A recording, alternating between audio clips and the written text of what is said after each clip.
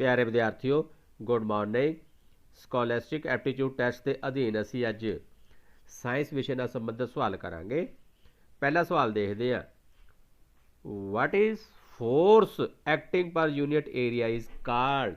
ਇਕਾਈ ਖੇਤਰਫਲ ਤੇ ਕਿਰਿਆ ਕਰ ਰਹੇ ਬਲ ਨੂੰ ਅਸੀਂ ਕਹਿੰਦਾ ਕੀ ਕਹਿੰਦੇ ਆ। ਆਪਸ਼ਨ 1 ਦੇਖੋ ਐਨਰਜੀ, ਸੈਕੰਡ ਹੈ ਪ੍ਰੈਸ਼ਰ, ਥਰਡ ਹੈ ਵਰਕ, फोर्थ है पावर। तो प्यारे विद्यार्थियों इस तरह के बल ਨੂੰ ਅਸੀਂ ਪ੍ਰੈਸ਼ਰ ਕਹਿੰਦੇ ਆ ਜੋ ਕਿ ਆਪਸ਼ਨ ਸੈਕੰਡ ਦੇ ਵਿੱਚ ਅਵੇਲੇਬਲ ਹੈ।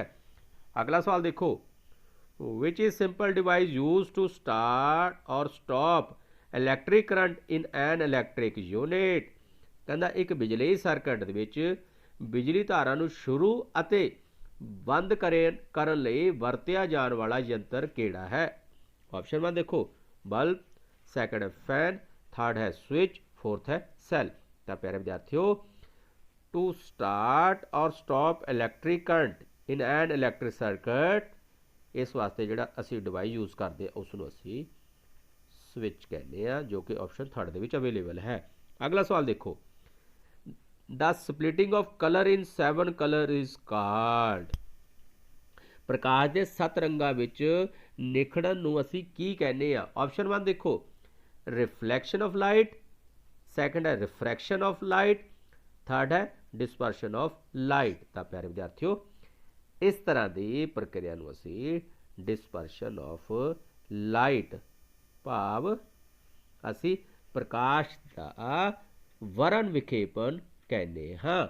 अगला सवाल देखो पुत which substance is use to reduce the acidity in stomach. कहता पेट विच तेजाबीपन की प्रक्रिया नूं दूर करन लई की वरत्या जाता है। कई बार पुत्र एसिडिटी वगैरह बन जाती है जिवें असीं इनो वगैरह यूज़ करते हैं तो कहता उस दे वास्ते की यूज़ किया जाता है। ऑप्शन 1 देखो CO2, HNO3, थर्ड है H2SO4, फोर्थ है MgOH2।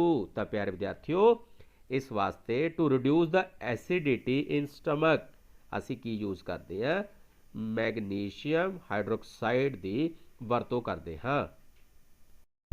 अगला सवाल देखते हैं पुत्र person with low vision can read many languages by using which system.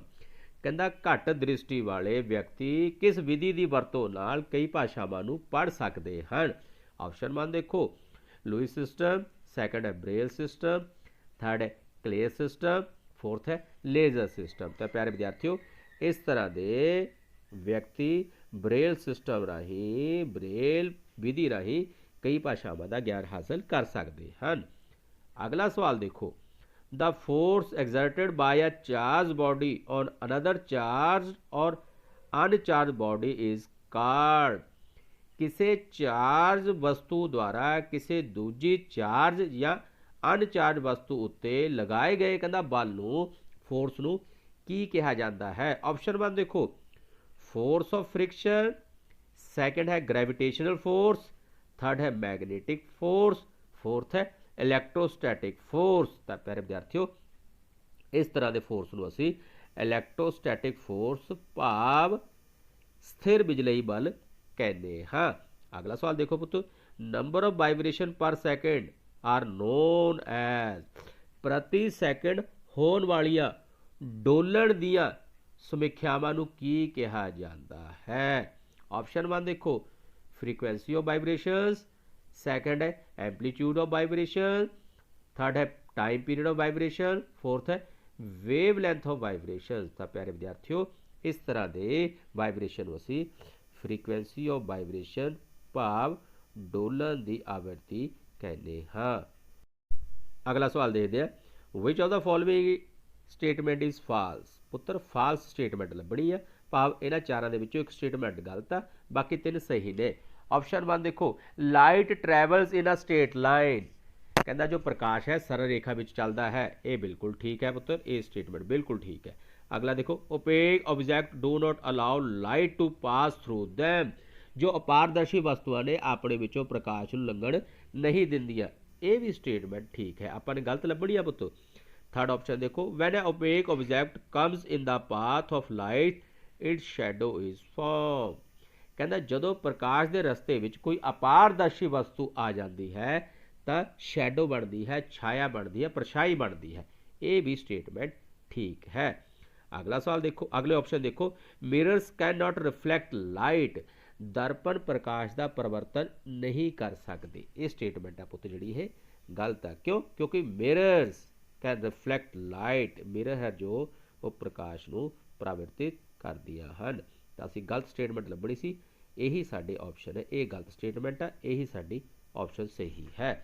अगला सवाल देखो, on which day of the year sun rises exactly from east, कहता साल के किहड़े दिन जिहड़ा सूरज है ठीक पूरब दिशा विचों निकलता है। वैसे तो पूरब सूरज है जो पूरब दिशा विचों निकलता है, पर ठीक पूरब दिशा विचों कदों निकलता है? ऑप्शन 1 देखो 21 जून, सैकेंड है 23 मार्च, थर्ड है 21 सितंबर, फोर्थ है 23 सितंबर। तो प्यारे विद्यार्थियों याद रखना, जो सूरज है वो साल दे विच दो बारी, साल दे विच दो बारी एग्जैक्टली पूरब दिशा तो निकलता है। एक है पुत्र ऑप्शन 23 सितंबर, 23 सितंबर ते दूजी ऑप्शन है पुत्र 21 मार्च।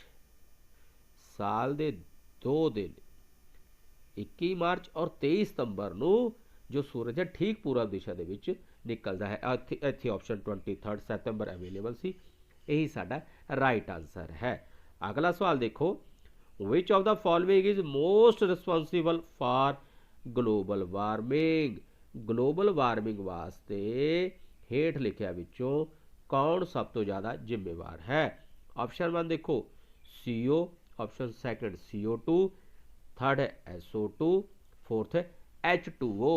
तो प्यारे विद्यार्थियों जो ग्लोबल वार्मिंग है उस दे लई कार्बन डाइऑक्साइड सब तो ज़्यादा जिम्मेवार है।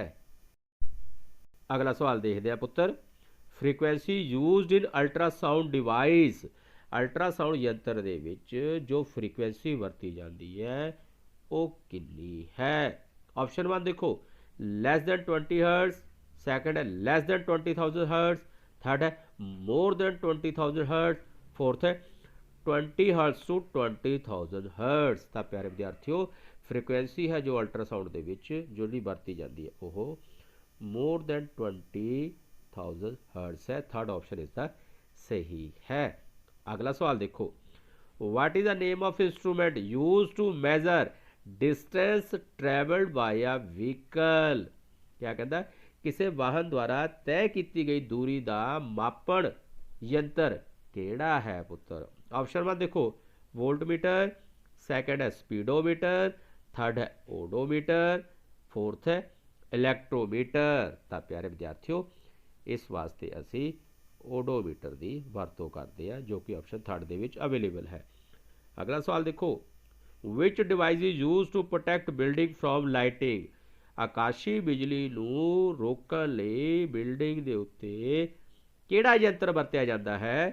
ऑप्शन 1 देखो सिज्मोमीटर, सेकंड है लाइटिंग कंडक्टर, थर्ड है फ्यूज, फोर्थ है इलैक्ट्रोस्कोप। तो प्यारे विद्यार्थियों to protect building from lighting, building नूं वड्डी वड्डी बिल्डिंगां नूं आकाशी बिजली तो रोकण लई असीं लाइटिंग कंडक्टर की वरतों करते हैं जो कि ऑप्शन सैकंड दे विच अवेलेबल है। मैनूं उम्मीद है तुहानूं साइंस विषय नाल संबंधित ये वीडियो वधिया लगी होनी है। जेकर तुहाडी कोई क्वेरी है और कोई डाउट है कमेंट बॉक्स के विच अपना कमेंट जरूर दिओ। जेकर वीडियो वधिया लगी है लाइक दे नाल चैनल नूं सबसक्राइब भी जरूर करो। Thank you, have a cheerful day.